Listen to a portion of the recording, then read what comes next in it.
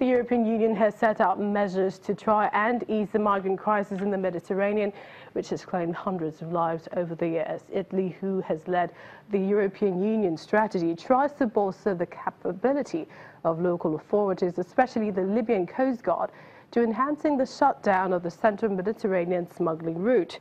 African migrants who thread this dangerous path recount devastating ordeals, speaking of the increased sea and police patrols along the western coast that have led to a decline in refugee arrivals.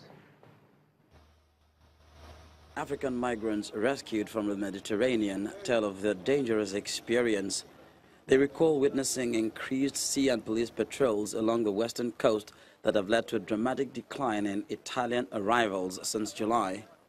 Last month, an armed group was stopping departures from Sabratha, Libya, which had been a main springboard for smuggling for the past 2 years. But some boats still get through despite their efforts and those of the Coast Guard. Just recently, the Aquarius rescue ship run by humanitarian groups SOS Mediterranee and Doctors Without Borders picked up 2 rubber boats carrying a total of more than 260 migrants who had left from Sabratha. Noor Cornelissen, the humanitarian affairs officer of the Aquarius, said it was common to hear stories of migrants who are repeatedly attempting to cross the sea and sent back to Libya. The one thing that keeps coming back in all the interviews is this cycle of abuse. So you really have this sense of people being kicked around from one place to the next and unable to escape out of that. Doesn't matter how much ransom they're paying, doesn't matter who they're meeting along the journey. A lot of people, they perhaps leave their home country being smuggled, but become trafficked along the way. Khalid Baba is 58 years old. He was rescued at sea along with his wife and 3 children, the youngest only 8 months old. Baba had worked at the French embassy in Tripoli for 5 years, but decided it was too dangerous to stay on after his 15-year-old son had been kidnapped and ransomed. Even though he survived the sea crossing, he said he would advise anyone wishing to make the journey not to go through with it. Other migrants on board the Aquarius say they have been lucky to escape death and received daily beatings while detained in Libya. Every morning they will bring us out and beat us, flog us, give us some kind of punishment for we to control our money. So they will give us food to call our people. While calling our people, they will be beating us with the cry so that our people will be hearing our voice. To know that yes, we are suffering there.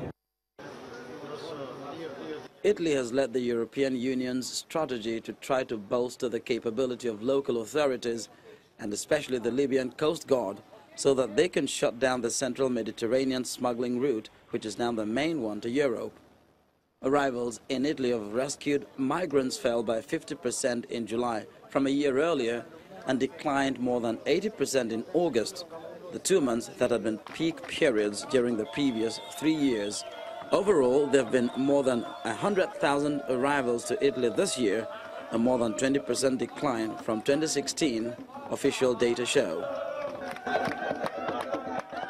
Chad has been added to the list of countries banned from entering the United States. The White House says the restrictions followed a review of information sharing by foreign governments.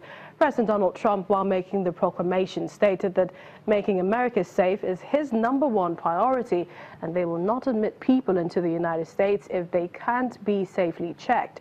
The criteria for the new ban list is now based on vetting procedures and cooperation, and the restrictions have now been tailored on a country-by-country basis. The White House says Chad, although an important counterterrorism partner, did not share terrorism-related and other public information the U.S. required, so business and tourist visas for its nationals have been suspended. Added to the list is North Korea, plus Venezuelan government officials and their families. Well, to talk more about this is Dr. Adebisi Moses. He is with the Department of Sociology at the University of Ilorin. He now joins us via telephone. Thank you for coming on the program. Well, how logical is it to have Chad on this list? Well, the American intelligence know what we don't know. And it is not about the size of the country or the location of that particular country, especially poor countries like Chad. But if you look at the history of this terrorist movement, the late leader of Al-Qaeda, Osama bin Laden, used a very secretive location in Sudan to plan, train, and prepare for the attack on the American embassy and other interests in Nairobi. So we don't know what the Americans know, and what matters to them is what constitutes the strategic interest of the U.S., and that they always pursue. And it could be any country.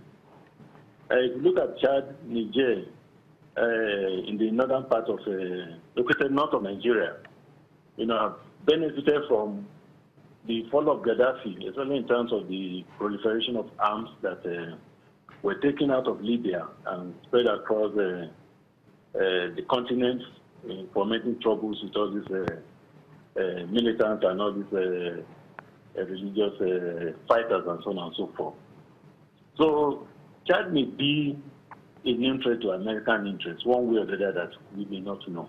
But Dr. Moses, one could argue that radicalization is going on inside the United States and perhaps not from outside, that there are enough materials online for anyone to assimilate. Yeah, radicalization is occurring in the Western world because of the laissez-faire structure of American law that permits a lot of what they call human rights and so on and so forth. But in terms of opportunity for training, the West may provide the environment for radicalization and technology through acquisition. But the training process of all these attackers occur in very secretive locations, very sleepy environment like the desert in Chad or around the African continent where nobody would normally expect them to be. Dr. Moses, finally and briefly, if you can, don't you think this is a target of Muslim majority countries in Africa? And do you think there's room for reciprocity with Chad in this instance? Well, I wouldn't want to agree with that just like that. Like I said, when it comes to global intelligence gathering, America is a leader. And whether it's a Muslim country or a Christian country or any other country, the moment American interest is threatened, they know what to do and they do what they have to do. Because there's nothing that is happening anywhere in the world that American intelligence don't have an idea. And they are not going to tell you this is the reason until they've achieved what they have to do. I don't want to see it as targeting anybody or any religion. In spite of some of the pronouncements of Donald Trump, he has the military and intelligence elements within the American. Okay, and you don't think Chad can do anything? No, there's nothing Chad can do. Chad is one of the poorest countries in the world, and they can only appeal. Perhaps they run to France to appeal on their behalf to the United States. Thank you so much, Dr. Adebisi Moses of the Department of Sociology at the University of Ilorin. Still to come on Network Africa, talk about smoking the canvas. A South African artist uses fire as his paintbrush. You don't want to miss that. Do join us again.